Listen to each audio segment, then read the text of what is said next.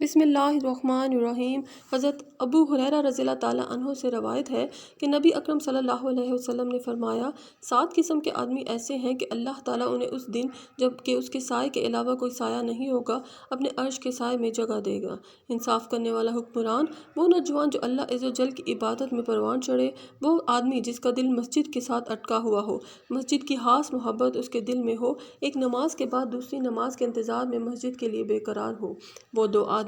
جو ایک دوسرے سے صرف اللہ کے لیے محبت کرتے ہیں، اس پر وہ باہم جمع ہوتے ہیں اور اسی پر ایک دوسرے سے جدا ہوتے ہیں۔ وہ آدمی جسے کوئی حسین و جمیل عورت دعوت گناہ دے لیکن وہ اس کے جواب میں کہے، میں تو اللہ سے ڈرتا ہوں۔ وہ آدمی جس نے کوئی صدقہ کیا اور اسے چھپایا حتیٰ کہ اس کے بائیں ہاتھ کو علم نہیں کہ اس کے دائیں ہاتھ نے کیا خرچ کیا۔ وہ آدمی جس نے تنہائی میں اللہ کو یاد کیا اور اس کے خوف سے اس کی آنکھیں بہہ پڑیں۔ حضرت ابو ہریرہ رضی اللہ تعالیٰ عنہ سے روایت ہے کہ نبی اکرم صلی اللہ علیہ وسلم نے فرمایا، عورت سے 4 وجوہ کی بنا پر نکاح کیا جاتا ہے: اس کے مال کی بنا پر، اس کے خاندانی حسب و نسب کی بنا پر، اس کے حسن و جمال کی بنا پر اور اس کے دین کی بنا پر۔ چنانچہ تو دیندار عورت سے نکاح کرنے میں کامیابی حاصل کر، تیرے ہاتھ خاک آلود ہوں۔ اس کے معنی ہے کہ لوگ عام طور پر نکاح کرتے وقت ان 4 چیزوں کو پیش نظر رکھتے ہیں۔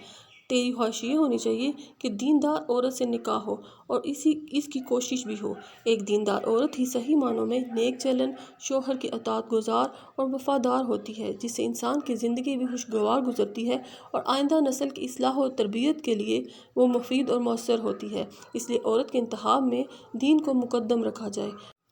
حضرت ابو سعید خدری رضی اللہ تعالیٰ عنہ سے روایت ہے، نبی اکرم صلی اللہ علیہ وسلم نے فرمایا، کسی مومن ہی کو ساتھی بناؤ اور تمہارا کھانا صرف پرہیزگار ہی کھائے۔ اس حدیث میں کفار سے دوستی اور ہم نشینی کی ممانعت اور صرف اہل التقویٰ کے ساتھ دوستانہ اور برادرانہ تعلق قائم کرنے کی تاکید ہے۔ دعوت میں نیک اور متقی لوگوں کو بلایا جائے اور فی سبیل اللہ خرچ کرتے وقت بھی نیک نمازیوں کو منتخب کرنا چاہیے۔ البتہ انسانیت کے تقاضے کے مطابق کافروں کو بھی دیا جا سکتا ہے، لیکن اگر مسلمان اور کافر دونوں ضرورت مند ہوں تو مسلمان کو ترجیح دینا ضروری ہے۔ حضرت ابو ہریرہ رضی اللہ تعالیٰ عنہ سے روایت ہے، نبی صلی اللہ علیہ وسلم نے فرمایا، آدمی اپنے دوست کے دین پر ہوتا ہے، چنانچہ تمہارا ہر آدمی یہ ضرور دیکھے کہ وہ کس کے ساتھ دوستی کر رہا ہے۔ اس میں بھی دیندار لوگوں کے ساتھ ہی دوستی کرنے کی ترغیب اور غیر دیندار لوگوں سے بچنے کی تاکید ہے۔ دور حاضر میں کیونکہ عزت اور وقار کے پیمانے بدل گئے ہیں، اس لیے کئی اچھے بھلے لوگ بھی نیک اور دیندار لوگوں کے بجائے بے دین، دنیا پرست لوگوں سے دوستی لگاتے ہیں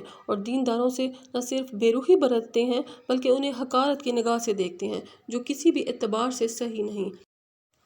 حضرت انس رضی اللہ تعالیٰ عنہ سے روایت ہے کہ نبی اکرم صلی اللہ علیہ وسلم نے فرمایا، 3 خصلتیں ایسی ہیں جن میں وہ ہوں گی، وہ ان کی بدولت ایمان کی لذت اور مٹھاس محسوس کرے گا۔ یہ کہ اللہ اور ان کا رسول صلی اللہ علیہ وسلم اسے ہر چیز پوری کائنات سے زیادہ محبوب ہو، اور یہ کہ وہ کسی آدمی سے صرف اللہ کے لیے محبت رکھے، اور یہ کہ وہ دوبارہ کفر میں لوٹنے کو جبکہ اس سے اللہ نے اسے بچا لیا اس طرح برا سمجھے جیسے آگ میں ڈالے جانے کو وہ برا سمجھتا ہے۔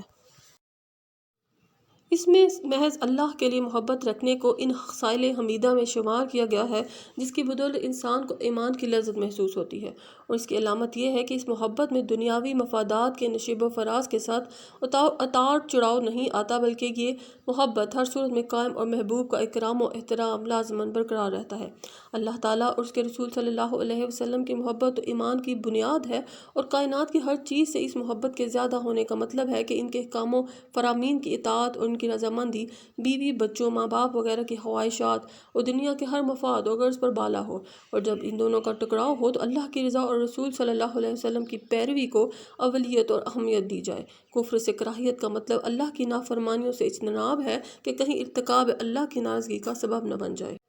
حضرت ابو ہریرہ رضی اللہ تعالیٰ عنہ سے روایت ہے، نبی کریم صلی اللہ علیہ وسلم نے فرمایا، میں نے ایک آدمی کو جنت میں چرتے پھرتے دیکھا، اس نے اس درخت کو کاٹ دیا تھا جو راستے کے درمیان میں تھا اور مسلمانوں کو تکلیف دیتا تھا۔ لوگوں کو تکلیف و نقصان سے بچانا اللہ کو بہت پسند ہے، حتیٰ کہ راستوں سے تکلیف دہ چیزوں کو ہٹا دینا بھی اللہ کو بڑا محبوب ہے۔ اسی طرح اس کے برعکس راستوں کو تنگ یا بند کر دینا جس سے لوگوں کو تکلیف ہو، جیسے شادی بیاہ کے موقعوں پر لوگ نہایت دیدہ دلیری سے ایسی مذموم حرکتیں کرتے ہیں، یا بعض دکاندار اور اہل مکان تجاوزات کھڑی کر کے لوگوں کو ایذا پہنچاتے ہیں، یہ کام بھی اللہ کی ناراضگی اور اس کے غضب کا باعث ہے۔ نیکی کو حقیر نہیں سمجھنا چاہیے، اور ظاہری طور پر وہ معمولی ہی کیوں نہ ہو۔ حضرت ابو ہریرہ رضی اللہ تعالیٰ عنہ سے روایت ہے، رسول اللہ صلی اللہ علیہ وسلم نے فرمایا، اے مسلمانوں کی عورتوں، کوئی پڑوسن اپنی پڑوسن کے ہدیے کو حقیر نہ سمجھے، اگرچہ وہ بکری کا کھر ہی ہو۔